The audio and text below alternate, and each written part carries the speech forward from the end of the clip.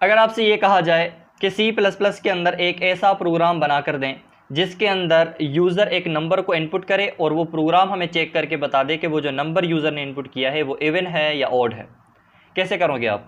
अब जिनको C++ आती है वो तो डेफिनेटली इजीली कर जाएंगे। अब जिनको नहीं आती या जो बिगिनर है वो इस प्रोग्राम को कैसे कर सकते हैं?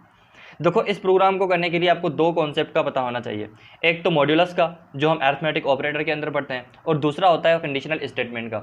दोनों कैसे काम करते हैं, पहले इसका एक्सपोजर दे देता हूँ, फिर उसके बाद कंबाइनली हम वो प्रोग्राम बना दें। देखो कैसे। अब ये जो साइन होता है ना, ये परसेंटेज प्रोग्रामिंग के अंदर नहीं होता, ये होता है मॉड्यूलस, ठीक है ना, या हम मॉड कह देते हैं। इसका यूज़ क्या होता है, ये हमें किसी भी दो नंबर को आपस में डिवाइड करवा के उनका रिमाइंडर फाइंड करके देता है। लाइक अगर मैं 15 को मॉड के थ्रू डिवाइड करवाऊँ 4 से, तो 15 को 4 का टेबल कितनी टाइम लग रहा है, 3 टाइम लग रहा है कंप्लीटली। बाकी कितने बच रहे हैं, 3 बच रहे हैं, तो ये हमें 3 निकाल के दे देगा। ठीक है, देखो मैंने डिवाइड करवाया और इसने हमें 3 निकाल के दे दिया। ठीक है, अच्छा एक और नंबर चेक करवाता हूँ। सपोज करो 64, क्या है 64 को अगर मैं यूँ समझो 10 से डिवाइड करवाऊँ, ठीक है ना, तो 64 को 10 का टेबल 6 टाइम लग जाएगा। ठीक है ना, कंप्लीटली 6 टाइम से 60 हो जाएगा, बाकी बचेगा 4, तो यहाँ पे हमें रिमाइंडर में 4 मिल जाएगा। ठीक है, ये बात समझ में आई? अब अगर आप बेसिक मैथमेटिक्स जानते हो या आपने सही तरीके से टेबल्स को पढ़े हैं, तो आपको पता है हमारे पास जो भी इवन नंबर होता है ना, उस इवन नंबर को अगर 2 से मॉड के थ्रू डिवाइड किया जाए या इवन वैसे भी डिवाइड किया जाए, तो हमें पता है रिमाइंडर हमेशा 0 आता है। और यही इसी बेस की कंडीशन पे हम इफ़ के अंदर ये स्टेटमेंट दे के वो प्रिंट करवा सकते हैं। देखो पहले मैं आपको ये भी बताता हूँ कि अगर हम इवन नंबर को 2 से डिवाइड करवाएंगे तो वाकई में हमें रिमाइंडर 0 मिलेगा। देखो ये 64 इवन नंबर है और इसको 2 से डिवाइड करवाया, रिमाइंडर हमें 0 मिला। कोई और इवन नंबर ले लो, लाइक यहाँ पे कुछ भी ले लो, ठीक है ना, और इसको अगर आप एंड में इवन नंबर है तो मतलब ओवरऑल इवन नंबर है। ठीक है, इसको डिवाइड करो 2 से, यहाँ पे रिमाइंडर हमें 0 मिला। कॉन्सेप्ट समझ में आया? ओके, अब हम चेक करते हैं इसको कंडीशनल स्टेटमेंट के थ्रू। सबसे पहले तो हम यूज़र को कहेंगे एंटर एनी नंबर, ठीक है ना।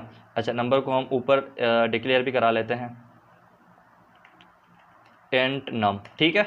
अच्छा, अब यूज़र इनपुट देगा तो इनपुट कहाँ पे आएगा, वो कैसे लेंगे, वो हम लेंगे CN के थ्रू, ठीक है, CN, एंड उसके बाद जो भी इनपुट आए वो नम के अंदर स्टोर हो जाए। ठीक है ना। अब नम के अंदर जो भी वैल्यू आएगी ना, उसको हम कंडीशन के थ्रू चेक करवाएंगे। कैसे चेक करवाओगे, देखो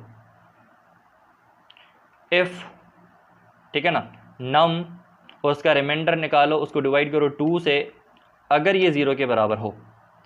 यहाँ पे बात समझना, सपोज करो किसी ने नम के अंदर दे दिया 15, तो हमें पता है कि वो नम के अंदर स्टोर होगा और यहाँ पे नम आएगा। अगर यहाँ पे 15 है और उसको 2 से डिवाइड किया जाए और उसका रिमाइंडर अगर 0 बचे, तो वो क्या होगा, इवन नंबर। पता है ना, अभी अभी बताया, ठीक है ना, एस इवन नंबर, या कुछ भी यहाँ पे आप अपने हिसाब से दे सकते हो। ठीक है, ओके। अगर नहीं होगा तो हमें पता है अगर 0 के बराबर नहीं होगा तो ऑब्वियसली वो क्या होगा, वो होगा ऑड नंबर। ठीक है, इस ऑड नंबर, ठीक है, ओके।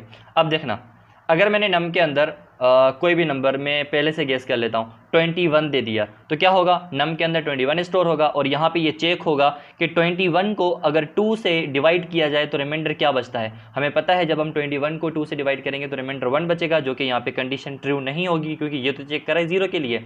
जब 0 होगा तभी ये ट्रू होगी, तो मतलब यहाँ पे जब 1 बचेगा तो कंडीशन फॉल्स होगी। फॉल्स होगी तो ये वाली स्टेटमेंट तो नहीं चलेगी, ठीक है ना, ये वाली स्टेटमेंट नहीं चलेगी, हमारे पास यहाँ पे ये प्रिंट हो जाएगा, मतलब वो हमारा ऑड नंबर है। ठीक है ना। अगर यहाँ पे एग्जैक्टली 20 होता तो 20 को जब आप 2 से डिवाइड कराओगे तो रिमाइंडर 0 बचेगा, मतलब कंडीशन ट्रू है। कि जब कंडीशन ट्रू है तो ये वाली स्टेटमेंट चल जाएगी। ठीक है, हम चेक करके देखते हैं इसको। पहले मुझे ये कह रहा है एंटर एनी नंबर, सबसे पहले मैं देता हूँ 21, ठीक है ना, एंटर किया, 21 इज ऑड नंबर, ये पता लगा। ओके, दोबारा करो, 20 दे देता हूँ, ठीक है ना, 20 is even number. I hope कि आपको ये समझ में आया है। ऐसे ही मज़ेदार प्रोग्रामिंग के कॉन्सेप्ट को समझने के लिए मुझे ज़रूर फॉलो करें और चैनल को सब्सक्राइब करें यूट्यूब के ऊपर।